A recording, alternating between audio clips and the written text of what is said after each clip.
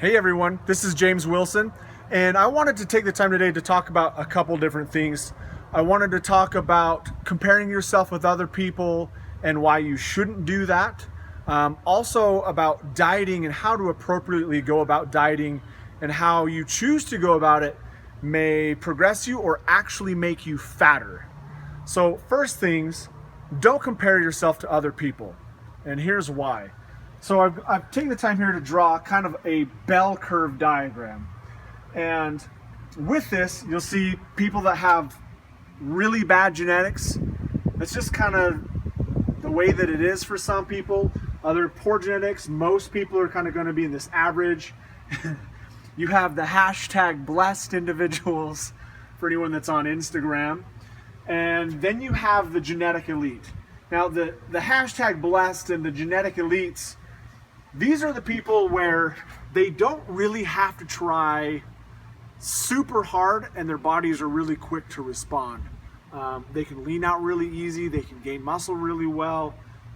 They may be able to eat whatever they want and they just look really good all of the time. Some people are that way.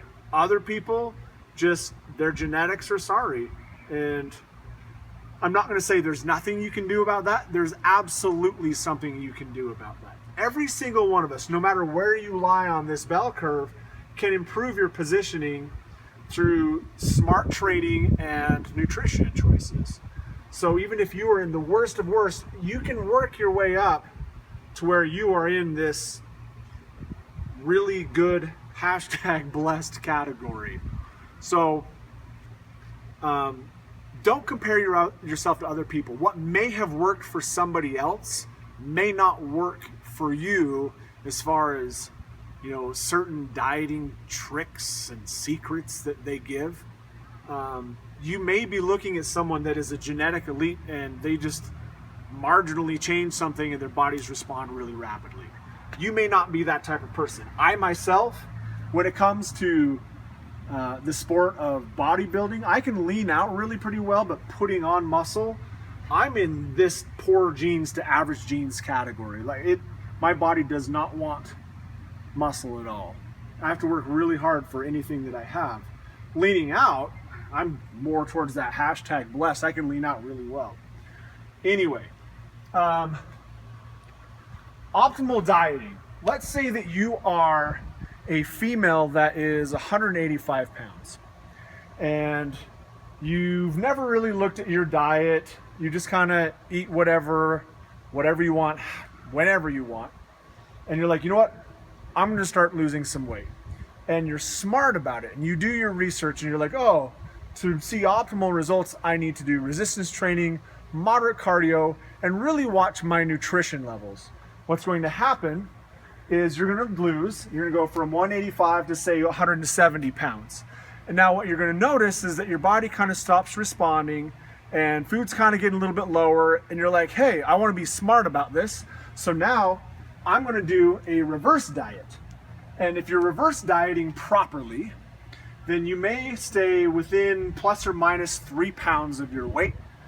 And you're bringing food back up regulating your system. Then what happens is you go into another diet phase and you drop to 155.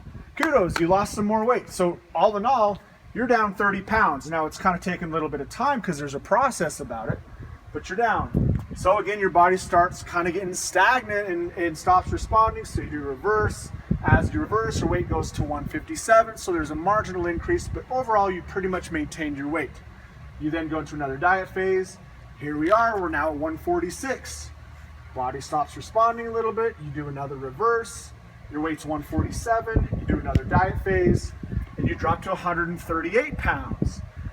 And of course, you reverse and maintain because now you've hit your goal and you've dropped 50 pounds. Fantastic. That is how real dieting should be done.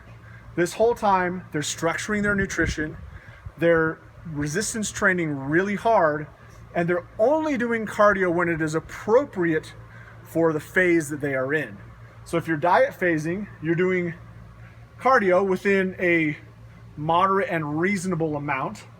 And then as you reverse, you want to adapt your body away from cardio, the reason why you want to adapt your body away from cardio is going to siphon off the nutrients that your body needs to be able to perform and recover. Both of those are very vital for the reverse process and adapting your body to needing more calories. So, I mean, using some terms, dieting, we all know, is you're pulling calories away, and a reverse diet is where you're bringing calories up. And you want to do this slowly over time. So again, cardio siphons off the nutrients, and what happens is when you're reversing, you want the food that you're eating to go towards your resistance training performances. You want to see strength increases.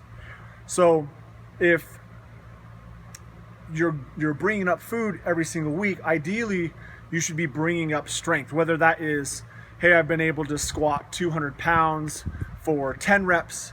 The next week, try for 11 reps. The next week, try for 12 reps.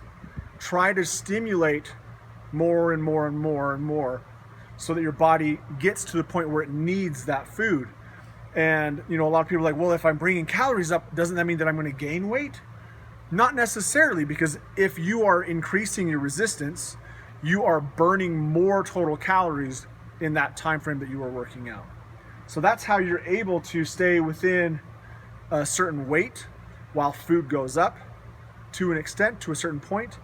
Usually that calorie marker is around like body weight times 15 to body weight times 17. Usually when you get to body weight times 17 or more, that's when weight starts to increase if you are doing it right. And I'll show you what I mean there. So when you're dieting, it needs to be a cyclical phase or a cyclical process of you diet and you reverse, and you diet and you reverse, and you diet and reverse until you get to your goal weight. So that's optimal. Now what happens is, this is what most people do. So most people, they approach something and they're like, okay, well, I'm going to diet.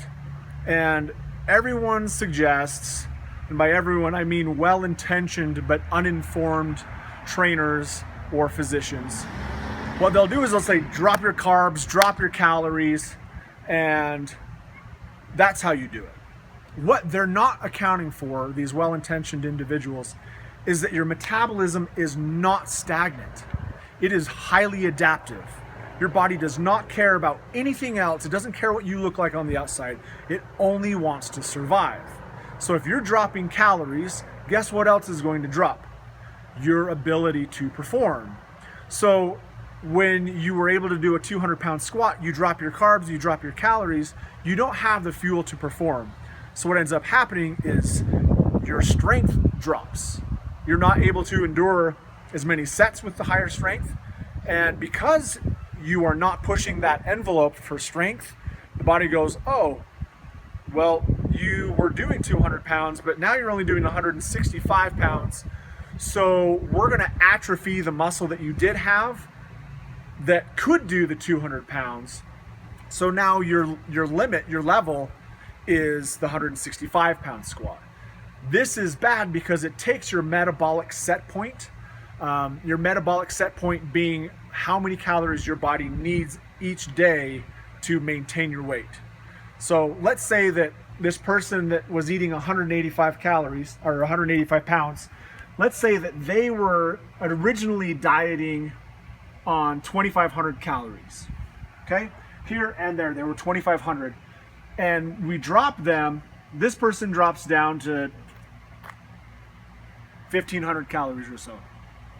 Right? Just like the same, they got 170, they got 170. But this person decided to reverse diet. This person, they don't reverse diet. They just get upset because they're not seeing progress anymore. And what is this worth it? I'm putting in all this time and all this effort, and I'm watching all my foods, and I'm feeling restricted, and I'm not seeing results anymore. I quit. Right? What ends up happening is their metabolic set point is adaptive and it drops down. What may have once been a deficit will eventually become your body's metabolic set point for maintenance. This becomes a bad thing because if your body's set point lowers down to a really low point, that positions you so that it is very difficult to lose fat and it is very easy to gain fat. So this person, they stopped watching their nutrition, they stopped working out, and they didn't reverse. And what ends up happening is they go from 185 to 170 to 205. Now, oh man, I've never weighed this much. This is ridiculous. I'm going to get back after it. I can't do this anymore. So they go and they hardcore diet. And what ends up happening is they drop a little bit. They get to 198. Remember, they didn't fix their metabolism, so their set point's lower. So they didn't drop very much. And they're like, my body's not responding like I did before. Why is it not responding? This is ridiculous. This is so hard. I'm feeling so restricted. I'm so tired and I'm hungry and I can't do this anymore. This is just too hard. It's not worth it anymore. And they don't reverse diet, and then what ends up happening? Their body shoots up another almost 20 pounds. And this happens time and time and time again because you're not understanding that your metabolism is not stagnant. It is always changing. And if you diet hard, your body is going to adapt down hard. So your metabolic set point that was here will drop and drop and drop. And the harder you drop your calories, 1,200, 800, 500 calories, the more your thyroid is going to tank, your hormones are going to tank, your hair is going to thin out and get brittle, and your nails are going to break, and you're going to get sick easier because your body is not getting the essential nutrition that it needs to be able to run optimally. This is really the major key with reversing. You are dieting down, and then you're bringing your body's, you're upregulating your system. You're making sure that your hormones, your thyroid, all of your internal mechanism systems are running top notch. That is key for all of this, and that's why it needs to be a cyclical process.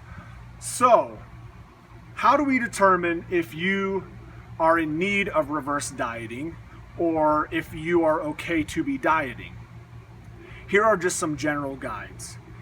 If you are consuming your body weight times 10 or less for calories, you absolutely need to be reverse dieting, especially if you're not losing. If you are consuming your body weight times 12 to your body weight times 15, you can diet phase with the body weight times 12 for calories, but you're going to see minimal progress. You're about at that spot to where you might need to reverse. If you're at your body weight times 15, absolutely diet phase and you're totally good. But when you are dieting and your body stops responding, don't quit.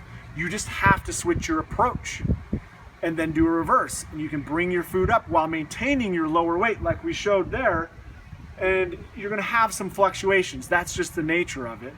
But as you go through that process and whittle away, you'll eventually get where you want to be. And it'll be just like our little bell curve that we showed. You can take even the worst genetics and you can make those so that you look fantastic and you feel fantastic and you're capable of so much more. So if you have any other questions, please feel free to comment or send me a private message, and we'll get this figured out for you and what is most optimal for how you should go about training and your nutrition. I hope this helps and answers some questions. Here we go. Go train hard, eat right, and let's do good things.